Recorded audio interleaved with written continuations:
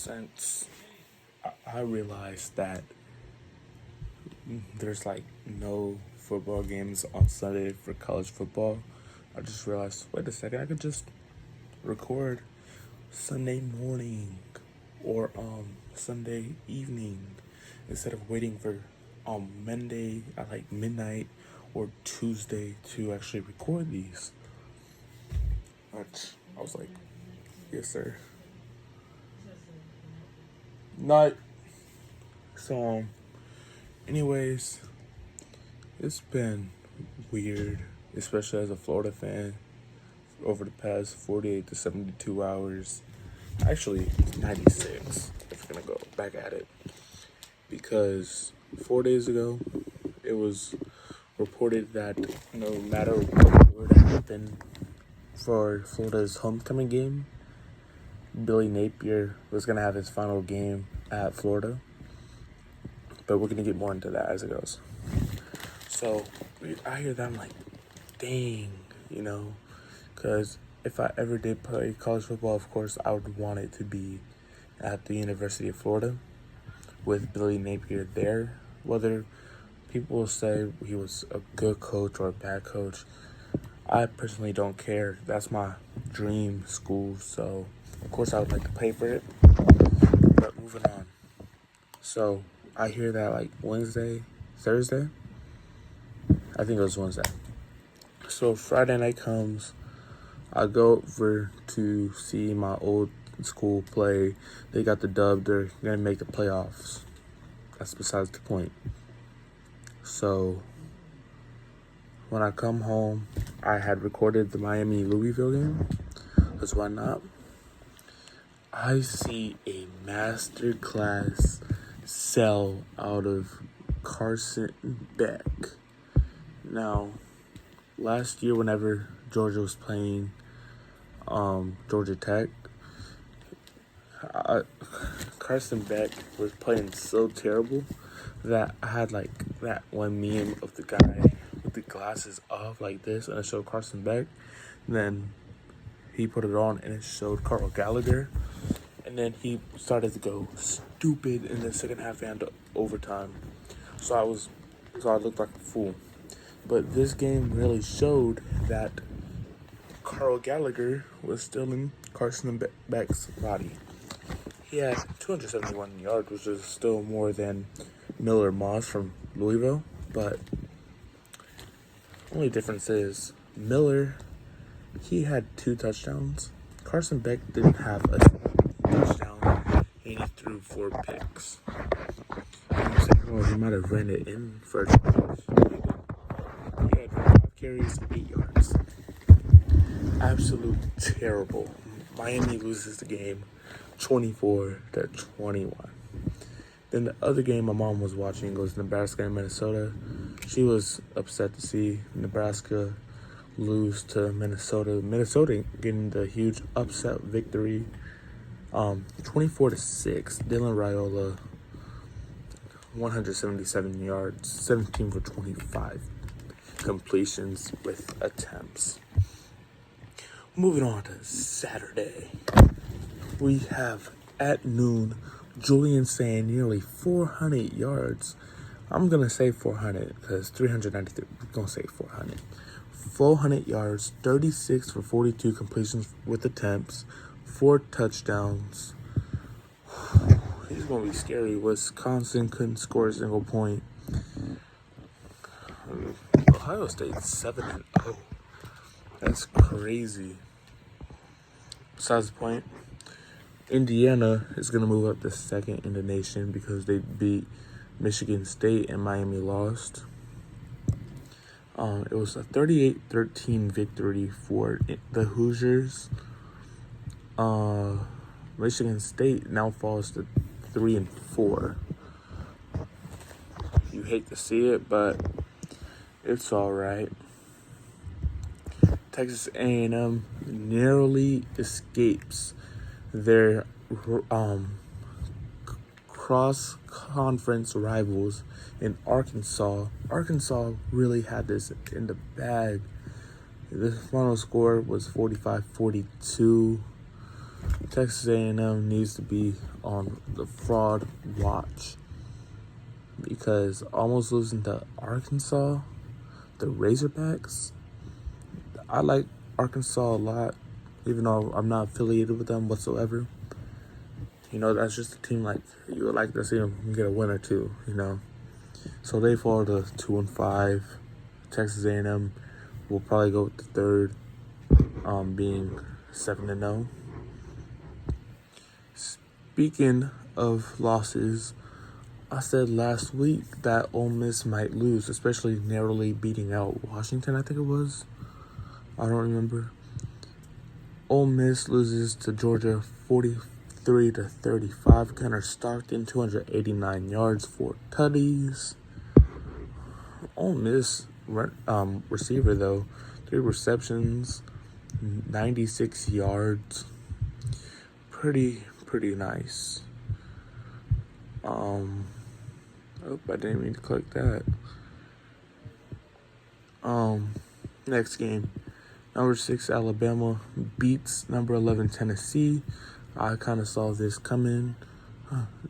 Joey Allegar had 268 yards. That's pretty nice, but also missed 16 passes, only 1 touchdown.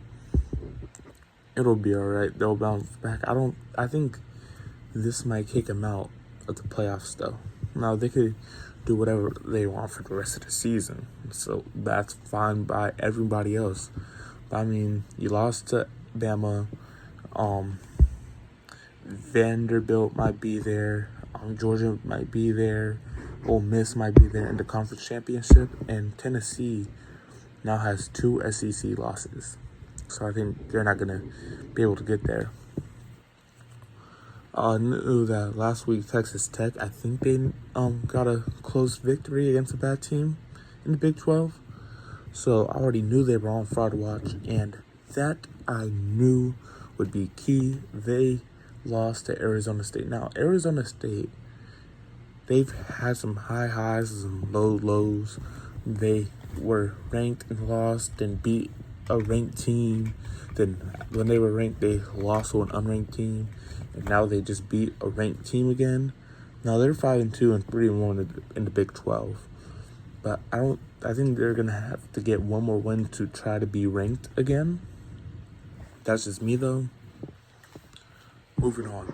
Next game, Oregon and Rutgers. 56-10. Everyone knew Oregon was gonna win. Dante Moore, 290 yards, 4 touchdowns, 15 for 20 completions, 2 attempts. That's a solid, very solid game from Oregon. You'd love to see it. Now, I know it was against terrible competition because Rutgers is I can't say that. Anyway, moving on. LSU and Vanderbilt beat Garrett Nussmeier, my fault. Garrett Nussmeier. It's dyslexia. God. LSU 24, Vando 31. It was a great game to watch, but I don't think anyone expected Vanderbilt to win this game. Moving on, Georgia Tech, they're going to need to be put on fraud watch. It's like every one of these games ever since they became ranked have been very close, and then they pull away in that fourth quarter. It was 10-10 at the end of the third, and then they outscored Duke 17-8 in the fourth. Now, Duke has been a surprisingly solid team this year. I did not expect it. And you almost beat a ranked Georgia Tech until that fourth quarter came around. I wouldn't sweat it if I were the Blue Devils. You knew that you weren't gonna be in playoff contention. You knew that you'd probably make a bowl game, but if I'm Duke, I'm just looking at next week as a bounce back against a conference opponent. Moving on, number 20 USC facing number 13 Notre Dame, and this game, I think, was the first ranked victory for Notre Dame since the beginning of the season.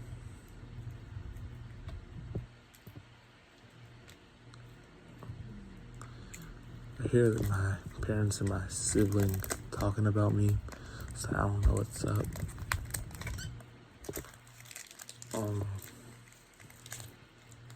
Anyways, this was a great game for Notre Dame, proving that y'all aren't frauds.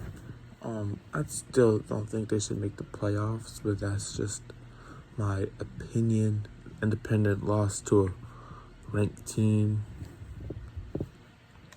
though they did just beat USC, so maybe I'm wrong about Notre Dame. They were 10-2 last season when they made the playoffs, so maybe I shouldn't overreact. Oklahoma, it was a get-right game versus South Carolina, 26-7. John McTeer, 18 for 36, 150 yards. Not the best game, but it was a get-it-right game. They improved to 6-1. South Carolina falls to 3-4. And I can't wait to see what they do next time. BYU, another win for the freshman quarterback, number 47. It's gonna be sad that he's gonna be benched next year for what's his face? I already forgot it. I'm bad with names, especially since I have to keep up with like all these colleges, and they have like 85, 90 players per roster. Okay, she wasn't talking about me.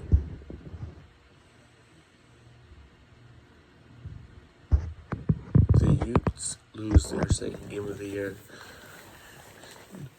and the score was 24-21.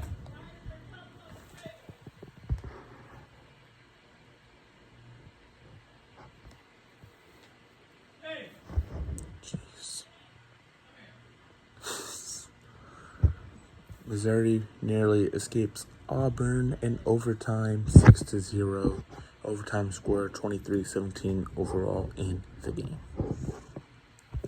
Virginia beats Washington State by 2, 22-20, and they were down 20-10 going into that fourth quarter. So they narrowly escaped, improved to 5-0 at home, 6-1 on the season. Washington State falls to 3-4. FAU went to go play USF, and USF is just too good of a team. They improved to 6-1. FAU falls to 3-4. Texas narrowly escapes Kentucky in overtime, 16-13. This was a game I was hoping Kentucky would win, but at the end of the day, it is what it is. Kentucky's quarterback really didn't have that bad of a game. One touchdown on the ground, one pick, but a total of 303 total yards, 31 for 39 in the air, including 14 carries. Not that bad of a game, but Texas just prevails.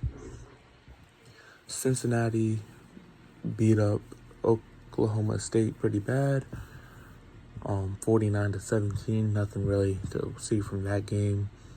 And Memphis has their first loss of the season to UAB. And, you know, you really wanted to see this Cinderella story by Memphis. I think the only one left is South Florida, really, realistically. And Georgia Tech, if you're going to count that. But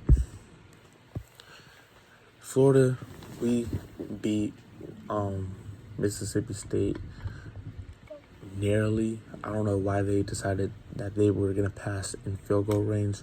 Probably because they kept on missing some easy completions. And not easy field goals, and they just want to get as close as possible.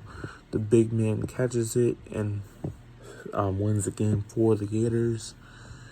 And seeing Billy Napier's post-game interview, he knew that it was his last game. I could see that he was trying to cover his emotions. Hey, I hope he got that good eats like he wanted. The Billy Napier era, 22 and 23, I think it was.